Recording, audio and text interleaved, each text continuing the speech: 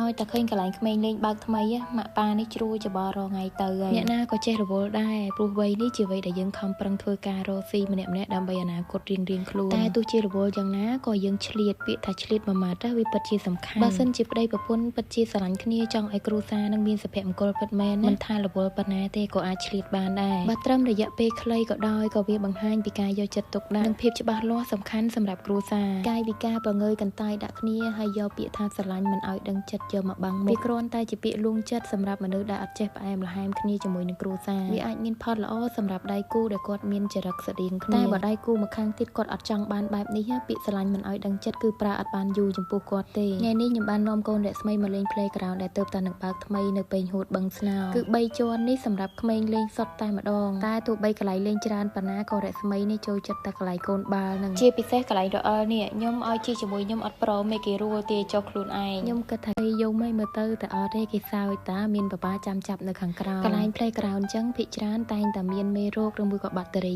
ប៉ុន្តែកន្លែងនេះខ្ញុំមើលទៅស្អាតមានផាសុខភាពហើយខ្ញុំក៏អត់សូវបារម្ភបានដែរព្រោះរស្មីដើរលេងកន្លែងណាក៏អត់ដែរឈឺដែរព្រោះរស្មីសុខភាពល្អមកមុនតាំងពីកើតមកដោយសារតែការមើលថែហើយបូកផ្សំនឹងខ្ញុំឲ្យបើទឹកដោះពពែនេះដែលមានប្រព័ន្ធការពាររាងកាយខ្ពស់គិតមកដល់ថ្ងៃនេះរស្មីមានអាយុ1ខួប4ខែហើយខ្ញុំនៅតែឲ្យបើម្សៅទឹកដោះពពែលេខ3ដដែលមកដើរលេងលើកនេះក៏អត់ខុសពីលើកមុនដែរអំពុំមីងអត់ព្រមទៅផ្ទះទេយំអត់ព្រមចូលឡានទេគឺផ្ដេកខ្លួនតែម្ដងនេះអស់ជំរើសមានតែចាប់ចូលឡានលេងយូរហើយតាំងពីថ្ងៃរហូតដល់សៀលខ្ញុំឆ្ងល់ណាស់បើសិនជាយើងຕົកនៅនឹងប្រហែលជានៅអត់នោះប្រហែលជាព្រមនៅនឹងរហូតហ្មងមើលទៅហើយមិនមែនតែកូនអ្នកស្មីដែលយំទេកូនគេផ្សេងក៏អញ្ចឹងដែរសិតតែម៉ាក់គេចាប់ទៅវិញវីដេអូអូនទៅលេងនៅ Playground មានតែប៉ុណ្្នឹងទេអ៊ំពុំមីងទាំងអស់គ្នាអរគុណដែលបានមើលវីដេអូអូនដល់ចប់